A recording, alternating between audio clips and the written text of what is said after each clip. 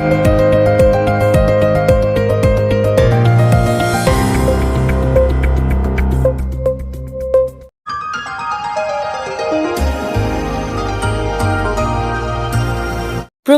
বিশ্ব নেতাদের তালিকায় নাম এসেছে বাংলাদেশের প্রধান উপদেষ্টা ডক্টর মোহাম্মদ ইউনূসের নাম।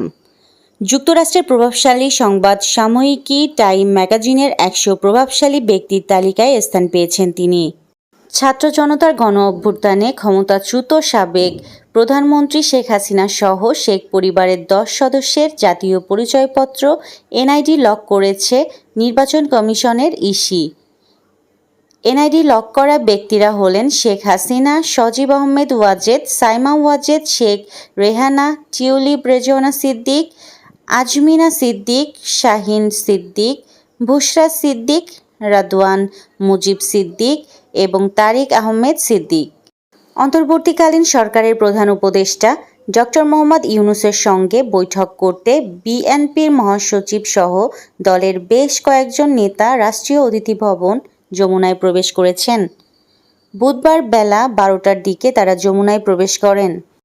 জাতীয় নাগরিক পার্টি দক্ষিণাঞ্চলের মুখ্য সংগঠক হাসনাত আবদুল্লাহ বলেছেন, কম্প্রোমাইজের রাজনীতির বিরোধিতাকে শিষ্টাচার বহির্ভূত বলা শুরু হয়েছে যেদিন থেকেই আওয়ামী লীগের মিছিল বড় হতে শুরু করেছে। ভোজ্য তেল আমদানিতে ৫% আগাম কর প্রত্যাহার করেছে জাতীয় রাজস্ব বোর্ড এনবিআর। মুক্তিযুদ্ধ বিষয়ক উপদেষ্টা ফারুকী আজম বলেছেন, মুজিবনগর সরকারের নাম পরিবর্তনে সরকারের কোনো ইচ্ছা নেই, কারণ ইতিহাস কখনো মুছে ফেলা যায় না। ইতিহাসকে ইতিহাসের জায়গায় রাখতে হয়। পরবর্তী নির্বাচিত সরকার এসে কী করবে সেটি তাদের ব্যাপার। মেঘনা গ্রুপ অব ইন্ডাস্ট্রিজের বিরুদ্ধে ৮০,০০০ কোটি টাকার সমপরিমাণ বৈদেশিক মুদ্রা পাচারের অভিযোগ। তদন্তে দুর্নীতি দমন কমিশন দুদক। স্বাধীনতার পূর্বে $৪.৫২ বিলিয়ন মূল্যের সম্পদ পাকিস্তান থেকে পুনরুদ্ধারের উদ্যোগ নিচ্ছে অন্তর্বর্তীকালীন সরকার। মানিকগঞ্জ সদর উপজেলার গড়পাড়া ইউনিয়নের ঘোষের বাজার এলাকায় চিত্রশিল্পী মানবেন্দ্র ঘোষের বাড়িতে অগ্নিসংযোগের ঘটনা ঘটেছে।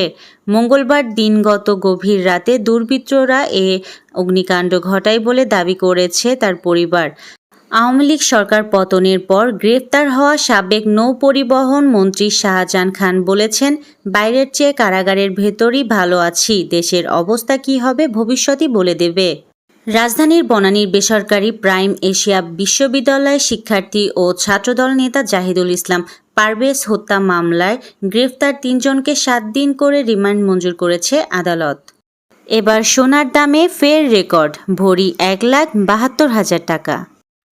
এই ছিল সুরমা টিভি 24 এর সাপ্তাহিক শীর্ষ সংবাদ। উপস্থাপনায় ছিলাম আমি ইয়াসমিন আক্তার।